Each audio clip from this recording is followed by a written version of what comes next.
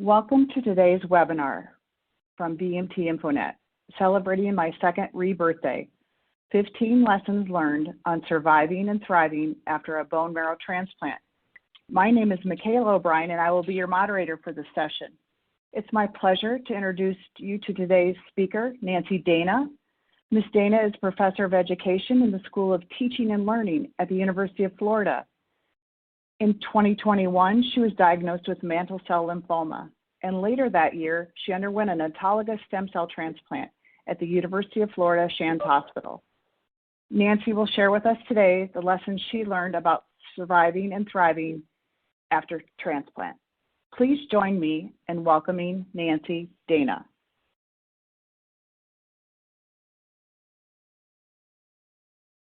Hi, everyone. It's an honor to share my bone marrow transplant experience with you today. On June 27th, I'll celebrate my second rebirth day, 2 years since my transplant day. So I appropriately titled my talk, Celebrating My Second Rebirth Day, 15 Lessons Learned on Surviving and Thriving After Bone Marrow Transplant.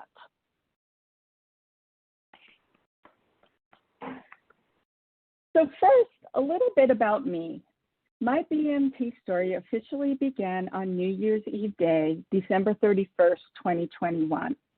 I went out on my daily 3-mile run, fell, and broke my arm in 2 places.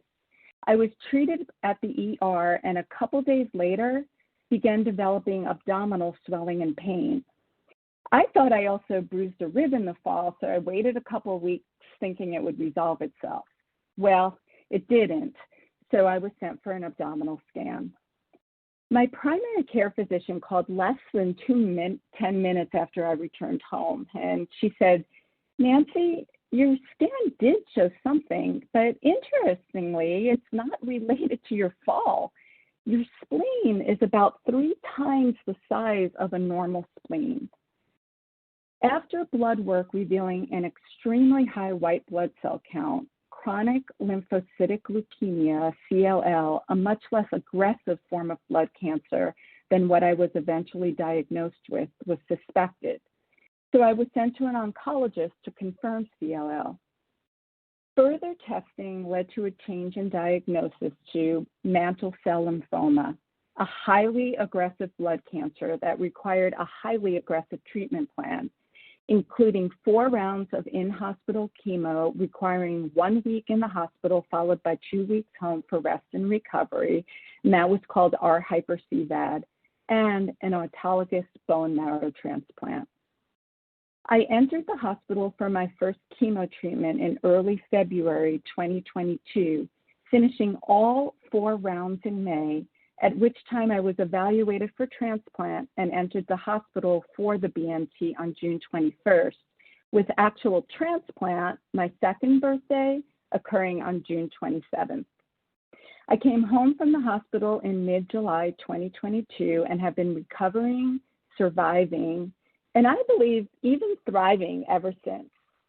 As I approach the celebration of my second rebirth day, I reflected back on my cancer journey to date and wanted to share with those facing, recovering from, and surviving after bone marrow transplant some lessons I learned from my experience. For the purposes of this talk, I divided the 15 lessons I distilled from my experience into 3 categories: preparing for transplant, experiencing transplant, and living after transplant.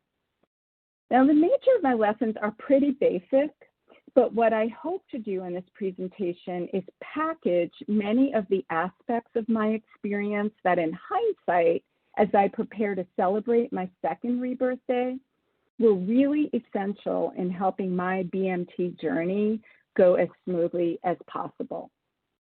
I share these lessons not so that others either facing, recovering from, or surviving BMT might do the exact same things I did, as everyone's experience is different, but rather to simply inspire ideas and opportunities for fellow BMT patients and survivors to chart a course for their own journey through preparing for, experiencing, and living after transplant. So let's get started with the first category of lessons, preparing for transplant. Preparing for transplant lessons focus on actions my husband, Tom Dana, and I took to lay the foundations for the challenges of cancer treatment and transplant. There are 6 lessons in this category, beginning with lesson number 1, reach out and ask for what you need. The day my oncologist told me that my diagnosis had been changed to mantle cell lymphoma, and that meant 4 rounds of receiving inpatient chemo, a bone marrow transplant, and 3 years of maintenance therapy, I was shocked and devastated, of course. But as the initial shock and all kinds of emotions moved through me, I started developing a to-do list to get ready for treatment, which you see on this slide. That to-do list quickly evolved into listing the people I wanted to notify to let them know what Tom and I were facing. For me, I wanted to let all my family, friends, and colleagues know about my cancer and ask for their support. In the initial phone calls, emails, and text messages I made to notify people about the cancer journey I was beginning, I asked first for what I needed most at that time, their thoughts and prayers. I also told them as I went through treatment, I would love to receive cards, emails, and text messages. I knew that knowing others were thinking of and praying for me would give me strength.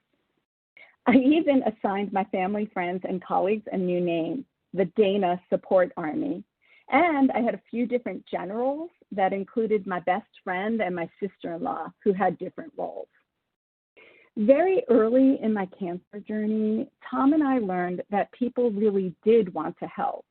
And it was okay to reach out and ask for what we needed, whether that be thoughts and prayers, cards, meals, visits, transportation help, grocery or prescription pickups, someone to listen, or sometimes just to respect the time and privacy we needed to process what we were facing together. This leads to lesson number 2, develop a long-term communication plan. While your family, friends, and colleagues all want to help, they also are anxious to know how you are doing and how their support can evolve as your treatment does. Keeping your support army up to date could be a full-time job in itself and draining as you share the same updates over and over with different people. For that reason, we found it useful to develop a communication plan, and at the advice of a colleague, chose to do this through CaringBridge. CaringBridge is a free and easy online website for sharing health updates with family and friends. You see my homepage on this slide. CaringBridge worked great for us, but of course there are many ways you can communicate. Phone chains, Facebook or Instagram updates, group text or emails, to name a few. Whatever method works for you, it will really help your caregiver not drain too much energy on communicating with others so they can focus on you. Which brings us to lesson number 3. Take care of your caregiver. So if you've ever flown, you are aware that when flight attendants give safety instructions before takeoff, they always say, if oxygen masks are needed and you are traveling with a child or passenger that needs assistance, put on your own mask before assisting others. So of course they share this safety tip, as you can't help others if you don't take care of yourself first. We leaned into this oxygen mask metaphor to be sure we were taking care of Tom at the start of my cancer journey. Tom has a long-term neurological condition, which he takes medication for, and stress can often trigger a flare. With this in mind, a few days after my diagnosis, we reached out to his neurologist to let her know what was ahead for us. He set up a visit with her for a check-in and check-up, as well as with our primary care provider. We also found a therapist, Dr. Michelle Bishop, who specialized in working with cancer patients and survivors in general and bone marrow transplant recipients in particular, and who also had research expertise in the caregiving role. Time spent with a therapist specializing in BMT care was invaluable to us. So this is a good time to give a shout out to BMT InfoNet's free searchable directory of mental health practitioners with BMT experience. Tom had several appointments with Michelle to discuss and process his role in my cancer journey and the array of feelings that materialize when your loved one is diagnosed with cancer. Although I had little energy to devote to therapy as I began my treatment, we also did a couple of sessions together, and I did a couple telehealth sessions alone with Michelle as I neared my transplant date, leading to lesson number 4, condition mentally and physically. In the couple sessions I had with Michelle leading up to my transplant, she was able to coach me in preparation by sharing resources such as healthjourneys.com, where I found resources for meditation, some specific to the cancer and bone marrow transplant experience. She also suggested Headspace, an app you could try for free that offers meditation and mindfulness tools. I began practicing meditation exercises daily that I could use during bone marrow transplant as a tool to get through some of the more challenging times I feared. Practicing meditation felt empowering. I was doing something to get ready for the unknown. I also walked every day leading up to my transplant. Even if it wasn't fast or far, it helped me feel like I was getting into the best possible physical condition for the transplant ahead that I knew would be physically and mentally grueling on my body. Just like training for a marathon, a run one knows will be physically and mentally grueling, this gave me a feeling of, I can do this. That I can do this feeling was also fostered by music, leading to lesson number 5, tap into music and other creative arts. Also, to prepare for my chemo rounds and bone marrow transplant, I created an I Got This playlist that I would listen to at least once a day as I showered for the day ahead, on one of my conditioning walks, or just as I rested. Some examples of my music choices included Let's Get It Started by Black Eyed Peas, an energetic song that helped propel me into the beginning of each treatment with positive energy. I Am Woman, the 70s hit by Helen Reddy with the lyrics, If I Have to, I Can Face Anything. And Roar, the Katy Perry hit boasting the words, I am a champion. These lyrics help me envision the finish line of my treatment. In addition to music, coloring also became a soothing practice both prior to and during the time I was receiving treatment. The images on this slide are from a cancer adult coloring book gifted to me by a friend. Sometimes I would listen to my music as I colored. This combination of music and art unleashed a feeling of confidence in myself and my ability to fight my disease. In addition to listening to music and coloring myself, I would also select a song from my I Got This playlist for each milestone in my treatment and ask my friends and family to play it on the day of that treatment milestone through a message shared on my Caring Bridge site. This led to people sending me videos of them singing my song or pictures of the song coming up on the radio. So for example, on this slide, you see a video of my niece, Allie, sent to me via text the morning I was to report to the hospital for my first round of treatment. The video is of Allie and her family singing and dancing to Black Eyed Peas, Let's Get It Started. I received similar videos texted or emailed to me of friends and colleagues singing my songs. Sometimes I'd also get a text that said something like, hey Nancy, OMG, Look what song came on the radio as I was driving today. On this slide, you see one of the pictures texted to me of Tom Petty's I Won't Back Down, the song I asked my support army to play as I transitioned from my 3rd to 4th chemo treatment. Asking my friends, family, and colleagues to play particular songs from my playlist at particular times to represent various treatment milestones provided a simple and easily accomplished action to answer the question Tom and I received so frequently from members of our support army. How can I help? A quote from one of my Caring Bridge entries as I prepared to enter the hospital for transplant. I've spent the days since stem cell collection preparing physically and mentally for this next phase.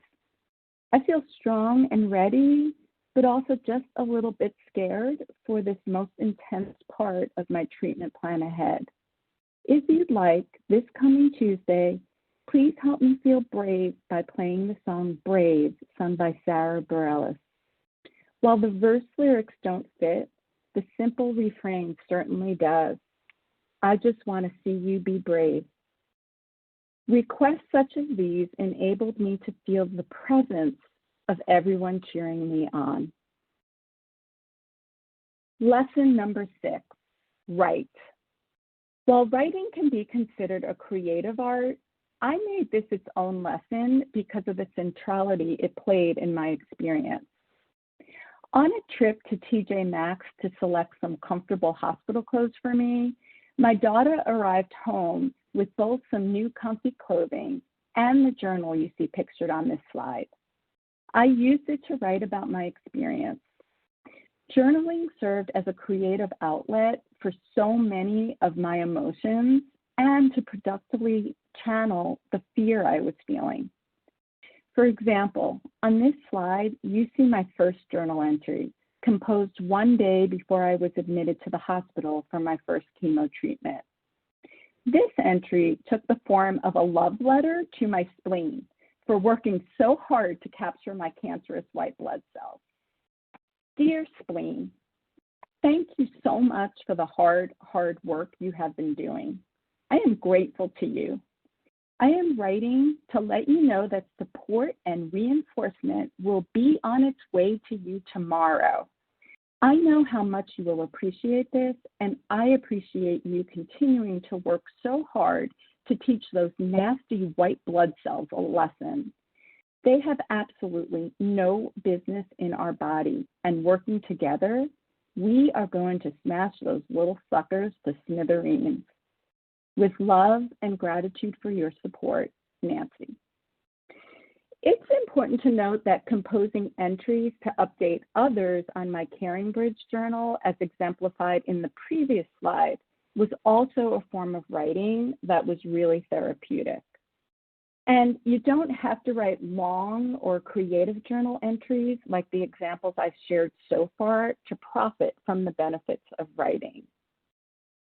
Another form my writing took was in keeping a simple calendar where I noted major milestones, special moments Tom and I experienced, and visits and/or packages we received from people.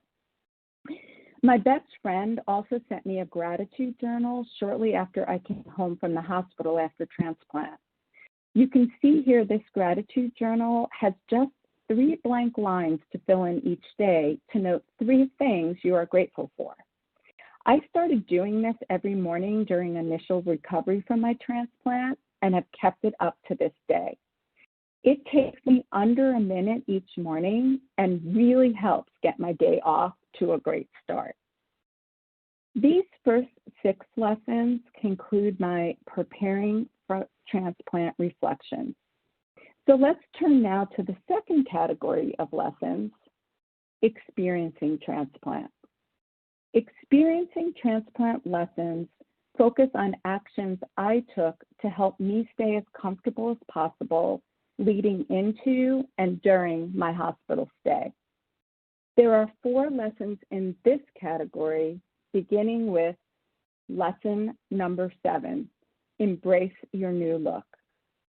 The chemo regimen that is a part of bone marrow transplant will cause your hair to fall out. Because I had chemo prior to my bone marrow transplant, I lost my hair early in the process. Knowing my hair would fall out from treatment, I prepared for and took charge rather than waiting for it to happen gradually. Before my cancer diagnosis, I wore a bob shoulder-length hairstyle. So my first step in embracing my new look happened before I even received my first chemo treatment. I had my stylist cut my hair short, as you see in this first picture. It was fun to have a new hairstyle I could sport for a few weeks before I began to lose my hair. And when the process did start, it would make it easier to transition to my no hair look. About 2 weeks after my first chemo treatment was when I noticed my hair beginning to fall out, and I declared that day my no hair transition day. Tom and I created an upbeat tone by going to a local store to purchase a University of Florida cap, the institution where we work, as I had decided that would be something I'd like to have as an option to wear once I had no hair, in addition to several beautiful headscarves I received as gifts. After our outing, we came home and watched the U.S. March Madness basketball game on TV, and when it was over, we proceeded to our backyard where Tom shaved my head, followed by a picture-taking session. I texted several pictures to my children so they would be comfortable with my new look before seeing me in person. I also posted pictures on my Caring Bird site with a journal entry I entitled, "Declaring Go Bold, Bald, and Beautiful Day." For me, taking control of my hair loss by deciding when and how it would happen, rather than waiting for it to happen in a painstakingly gradual manner, felt empowering, and one more way to send a message to my cancer that it may be a strong and aggressive disease, but I was stronger and more aggressive in tackling it. Lesson 8, decorate your hospital room. When it comes time to enter the hospital for your bone marrow transplant, you know you're going to be there quite a while. So it helps to make your hospital room feel a little homey. My BMT hospital stay was 3 weeks in length, and the first thing I wanted to be sure to have on display was a framed photo of my incredible family, a picture of which you see on this slide alongside a collection of stones, each with its own inspirational word inscribed on it that my son had given me as a gift shortly after my diagnosis. Adorning the family picture on the left-hand corner is one of the green wristbands my sister-in-law purchased and sent to members of the Dana Support Army to wear in support of my fight with lymphoma. So in case you're not familiar with this, green is the color for lymphoma, just like pink is the color for breast cancer. Draped over the right-hand corner of the family picture, you see additional bracelets sent to me with special meanings for strength, hope, and healing. Next, I placed pretty butterflies on my hospital window that were sent to me by a wonderful friend for this purpose.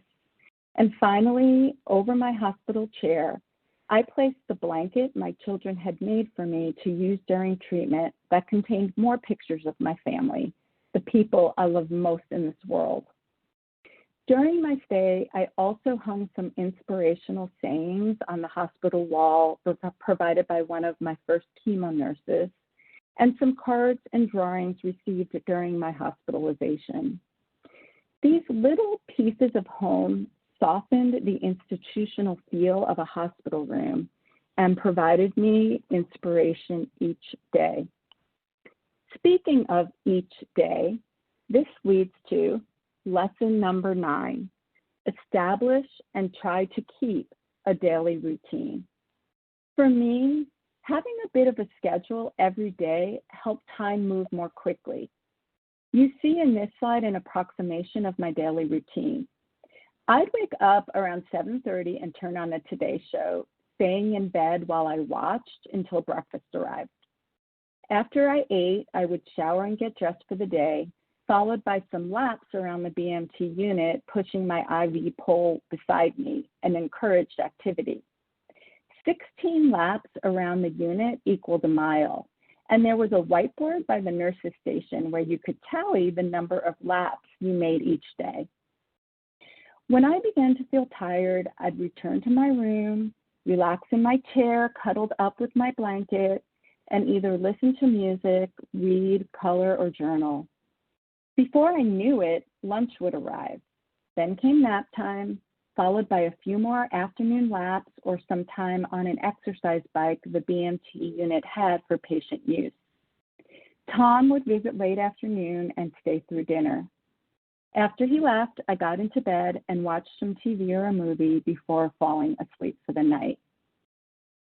Related to establishing a daily routine is lesson number 10, mark time, milestones. While having a daily routine helped time move more quickly for me each day, marking time with milestones in some physical way served as a visual reminder of how far I had come. I used my son's gift, the stones with different inspirational words written on them that you saw in the previous slide, to mark each day I'd completed on the BMT unit. As a part of my daily routine, each morning after breakfast, I would walk over to the container of stones on my windowsill and select one with a word that I wanted to reflect on that day to place on the windowsill outside the container. It wasn't long before the line of stones grew, which provided a visual representation of how much of the transplant I had accomplished.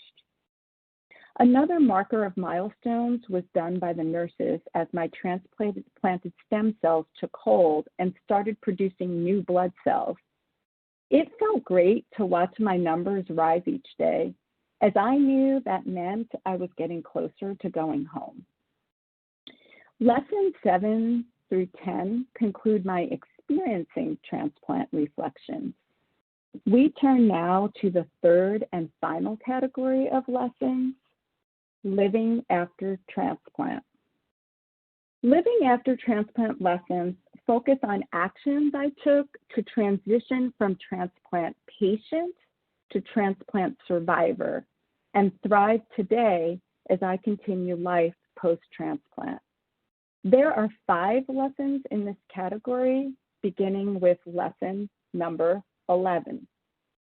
Be kind, gentle, and patient with yourself. Now, this lesson is self-explanatory.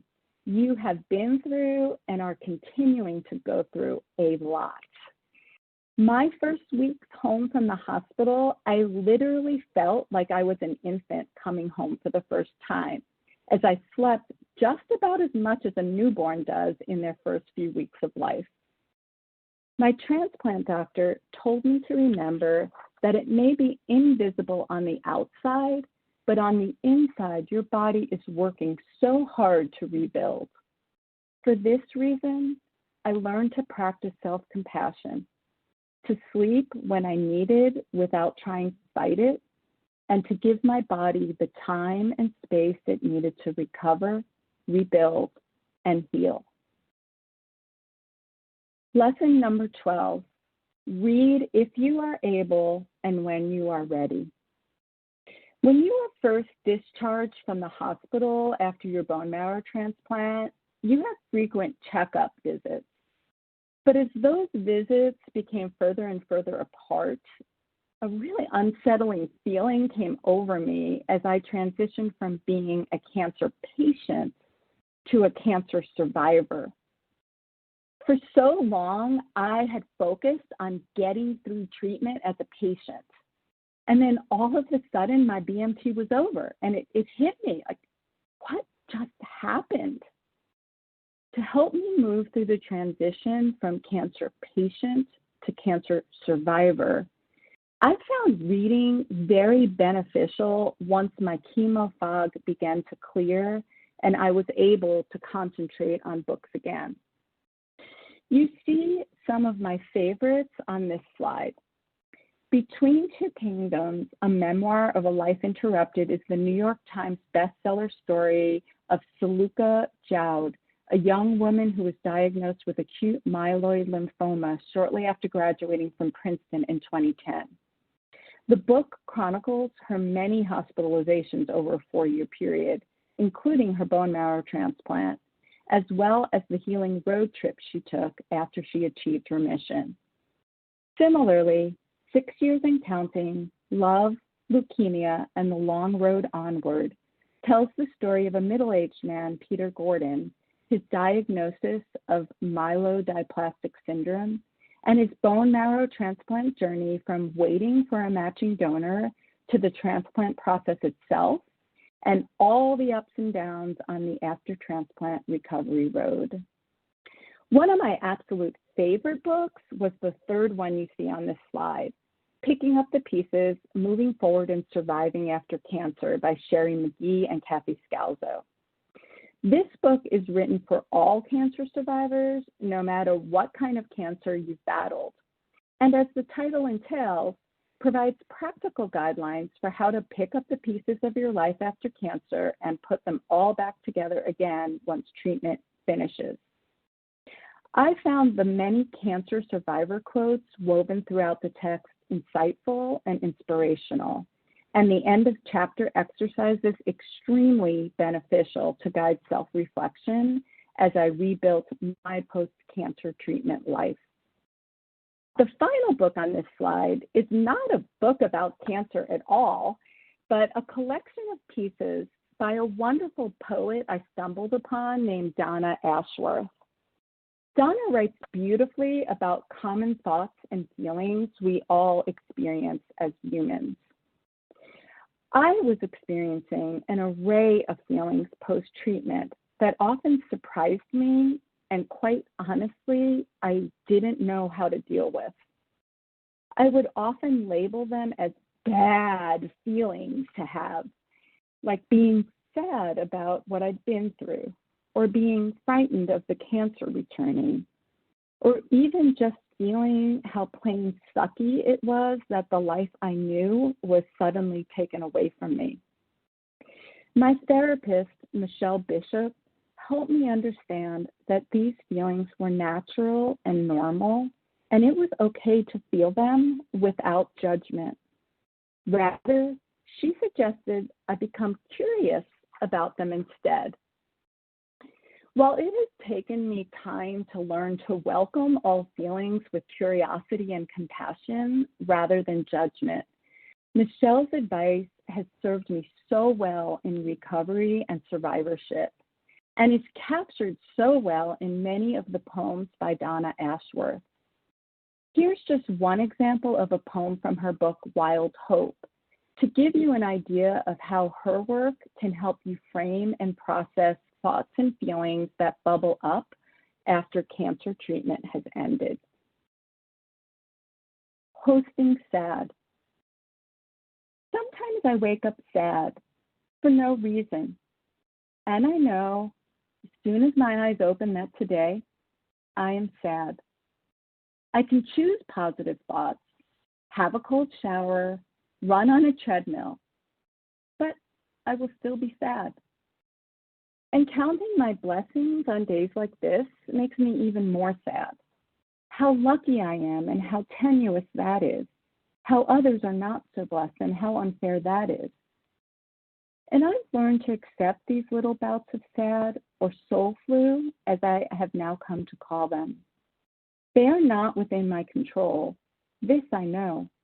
I don't fear them anymore. They can't harm me because I don't become them. I just let my sad in the door and say, "Hey, how are you? Take a seat. But don't stay too long, please. I have things to do." And I rumble along in my mental kitchen, making tea, emptying the dishwasher, and my sad just sits there and just exists without judgment or acrimony, just acceptance. I know she is many things, you see, other than just sad. She is love, she is grief, she is fear, she is weariness and worry, and really, she puts up with rather a lot in this life. So I give her a cup for tea and listen to her sorrows until she's ready to go back outside again. Sometimes I wake up and Sad has already let herself in, but I don't scold her for that. She'll go soon. And really, she deserves a warm place every now and again. This world gives her much to bear. Sometimes I wake up sad for no reason, and that's okay. P.S. When Sad is visiting, I look exactly the same. You would never know I'm hosting her unless you ask. This poem leads to a bonus lesson in addition to the 15 I plan to share with you. So I'm calling this one Lesson 12A, and it's Be Curious About and Explore All Feelings. One way that can be facilitated is by Lesson 13, Create a Healing Plan. I got this idea from the book called Picking Up the Pieces, but I approach it differently than suggested. When I first read about healing plans, I wanted to develop one, but I was stuck until I recognized I held an unrealistic expectation for the type of healing plan I wanted to develop.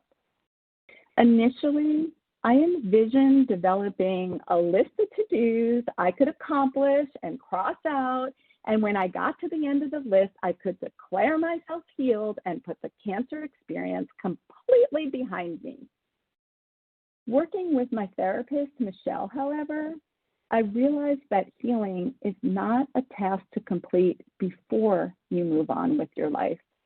Rather, healing is a process I needed to embrace, letting it weave itself throughout the fabric of my life as I moved on after treatment. For this reason, I organized my plan around 5 questions I developed that I could live out the answers to.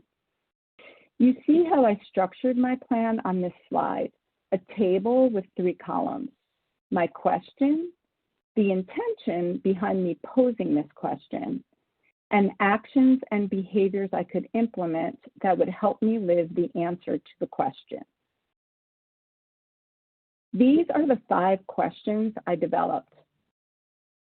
In what ways can I assure the amount and intensity of my work life does not interfere with appreciating and living a life of wholeness and meaning beyond work post-cancer?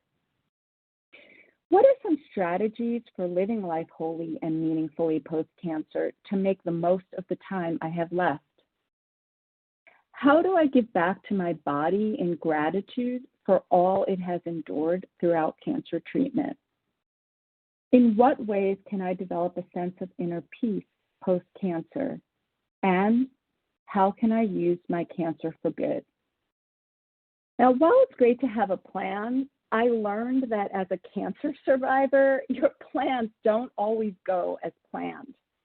So that leads to lesson number 14, expect bumps in the recovery road. Since my bone marrow transplant, I'll name just a few of the bumps in my recovery road. 1, I've experienced relapse scares. 2, I've been hospitalized for an eye infection with zero white blood cells to fight it due to a reaction to my maintenance treatment drug. And 3, I've experienced some pretty significant complications when my port was removed, leading to multiple surgeries and scarring. The examples I just shared are of bigger bumps, but there can be more subtle ones too. For example, sometimes I've been feeling excellent mentally, and then something seemingly little unexpectedly triggers a shift in these feelings and a fairly significant downward slide. Over my almost 2 years since bone marrow transplant, I've learned to embrace that 2 steps forward, 1 step back is still progress, and sometimes, echoing back to lesson 12A, it's okay just to embrace the suck of it all. While indeed cancer does suck, and life can continue to present us with sucky events even after our treatment is over, the most important lesson I've learned is lesson number 15. Believe in yourself and lean into life. Early in my BMT recovery, this was hard to do. So I borrowed again from the book, Picking Up the Pieces, and created 5 belief statements that I wrote on the Post-it note you see pictured on this slide. I stuck this note on my bathroom mirror where I would see it every day.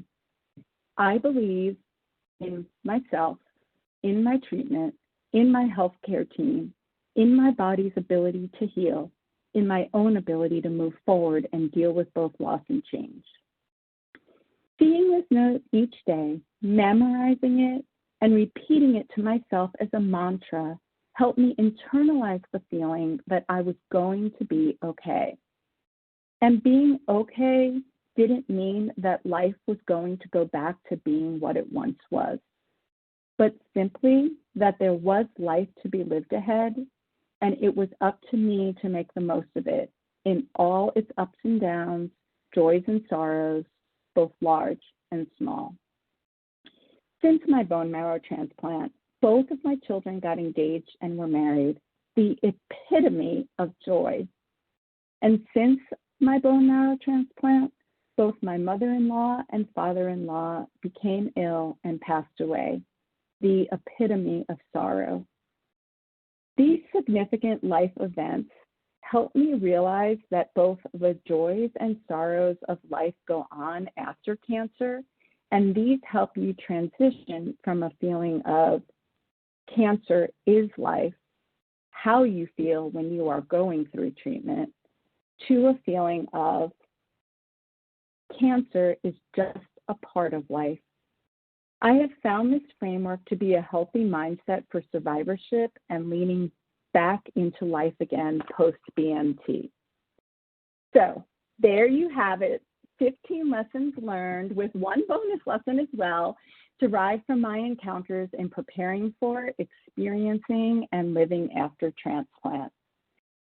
I want to thank everyone for the opportunity to share my journey and what I've learned along the way with you today, as well as my medical team, every member of the large and mighty Dana Support Army, my wonderful husband and children, my therapist, and of course, the BMT InfoNet for giving me the opportunity to share my story. The process of creating this presentation as I approach my second rebirth day was healing for me. So perhaps one final additional lesson learned is to find ways to share your own transplant story. For everyone's transplant story is different, but I believe all BMT patients and survivors share a special bond.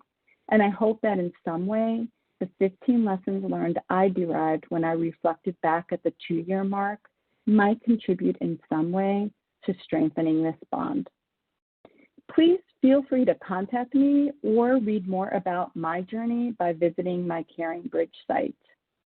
I wish you all strength, courage, peace, and comfort in wherever you are in your own bone marrow transplant journey. Thank you.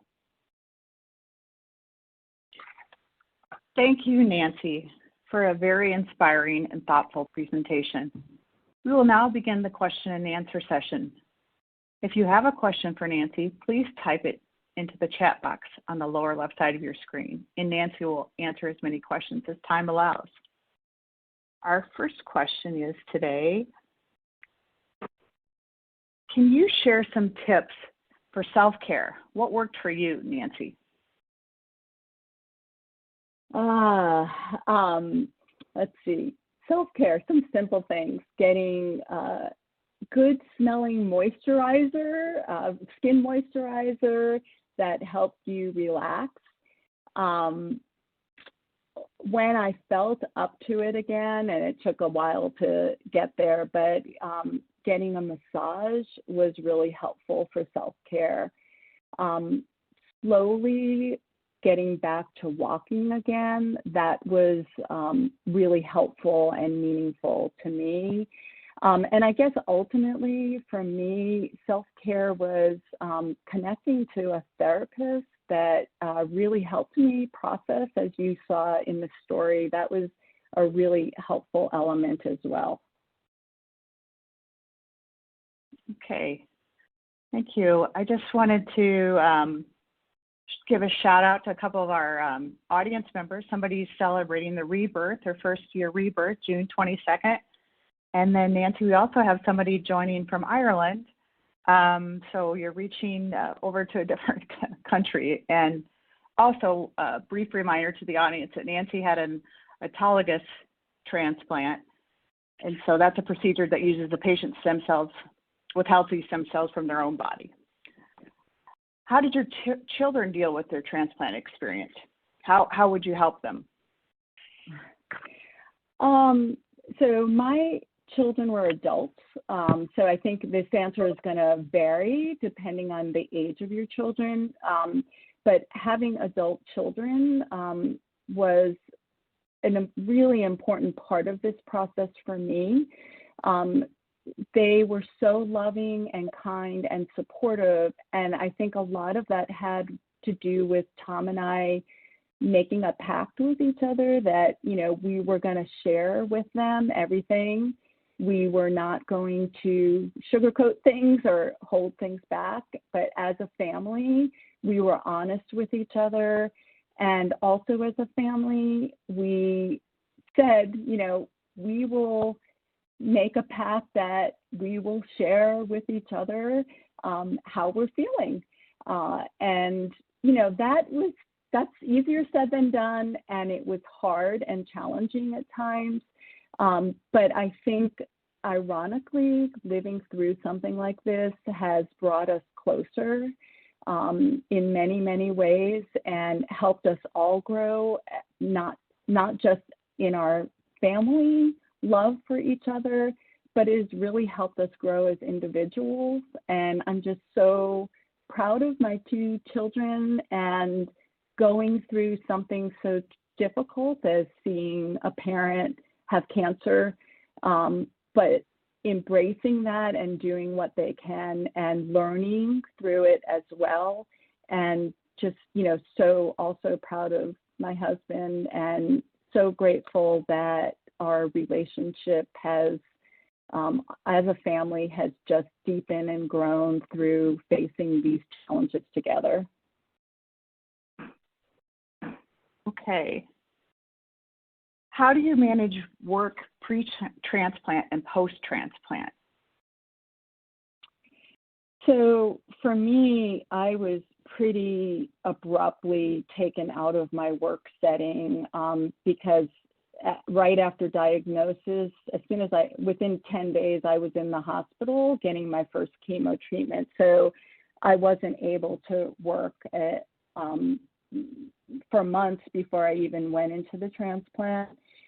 I think talking through if it's possible for you, I think everybody's situation is going to be different. So for me, talking with my employer and my colleagues were wonderful, and my colleagues were so amazingly supportive throughout this whole experience.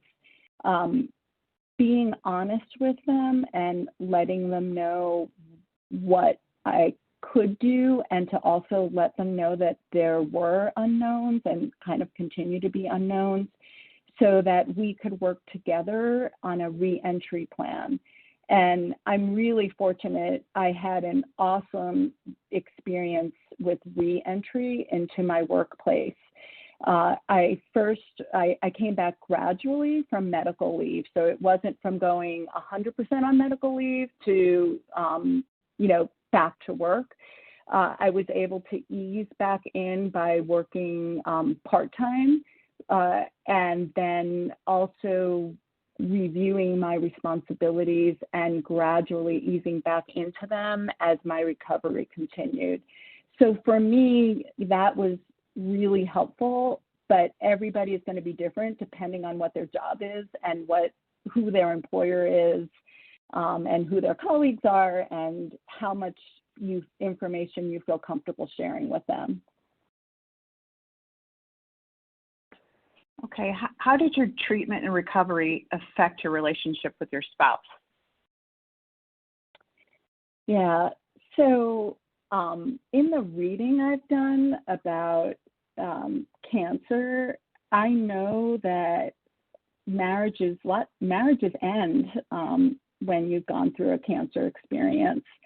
I am so fortunate that my spouse and I mean, honestly, we've always been close. We'll be married 38 years in June, but living this experience together has incredibly deepened the bond that we share with each other. And again, I'm grateful for that because I know that isn't the case with everybody. And I think some of the things that helped, again, is really sitting down and agreeing to be open and honest with each other. There's something I learned about with working with Michelle, my therapist, called protect. I can't remember now. I'm not going to remember the therapy word for it, but protective something, where you don't really want to share with your spouse what you're thinking because you're afraid it might, lead them to feel badly or something like that. So I think it's called protective buffering. So we actually talked about that, and we said, okay, we're going to make a pact. We aren't going to buffer each other. We'll share what we feel with each other when we feel it. We have great communication skills, so I think that was also helpful. We cried together. There were times I was down and he helped. There were times when it was the opposite, and then there were times when we just embraced how sucky this all was together. But in general, I think open, honest communication, compassion for each other and what you're going through, and respecting that you're both going through this journey, one as a patient, one as a caregiver, but they are both really, really hard jobs. So acknowledging that is really, I think, useful and helpful. You mentioned Dr. Michelle Bishop, your therapist. How did you find your therapist? That is such a great question.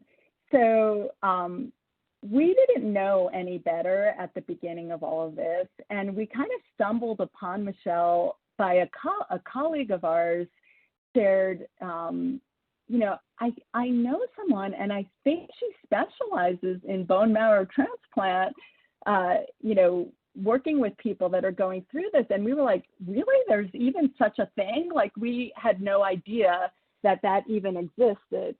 And we reached out to Michelle, and indeed, we found out that there is such a thing. We just stumbled upon it, but that's why in my talk I gave a shout out to the BMT InfoNet's searchable directory of mental healthcare practitioners who have cancer and BMT experience. Because I will say, I don't think a therapist is a therapist is a therapist.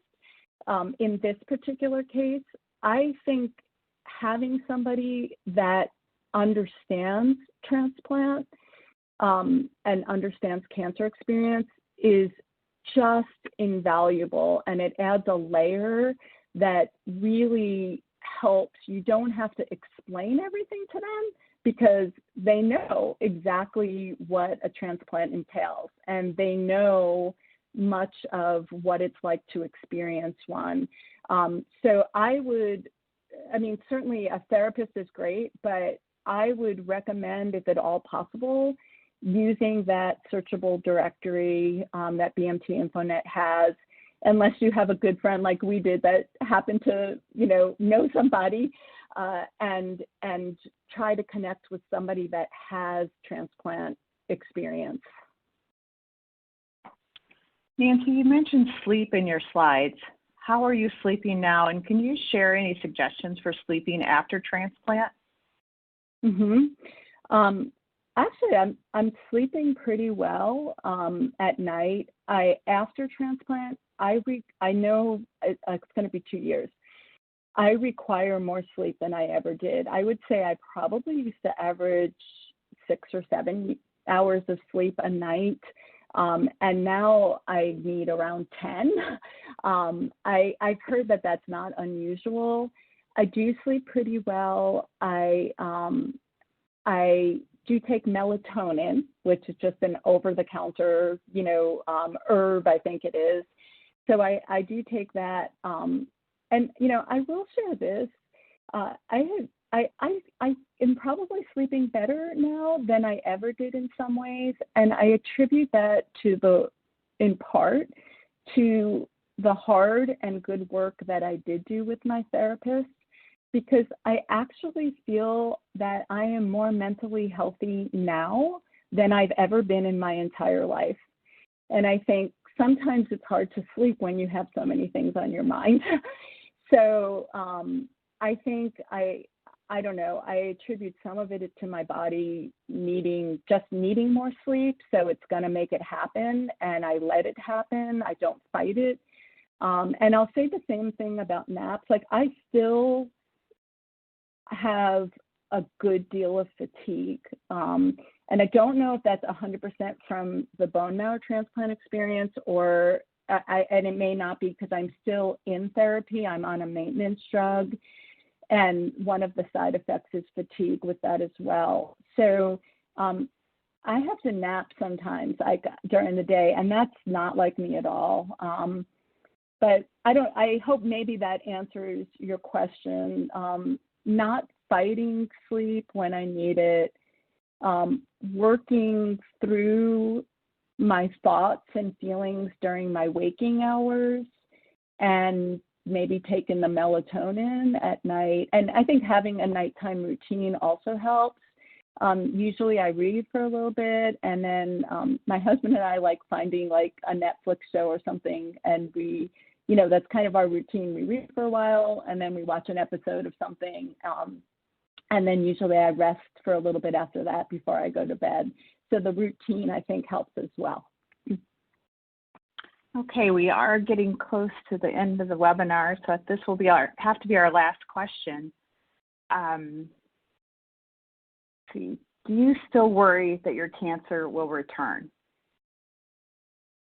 Every day. And I will share with you, unfortunately, my disease, mantle cell lymphoma, it's not really worrying if it will return, it's worrying when it will return. My disease right now does not have a cure. So I'm fortunate to be in complete remission. I can be in complete remission for a very long time, but no one really knows for each individual.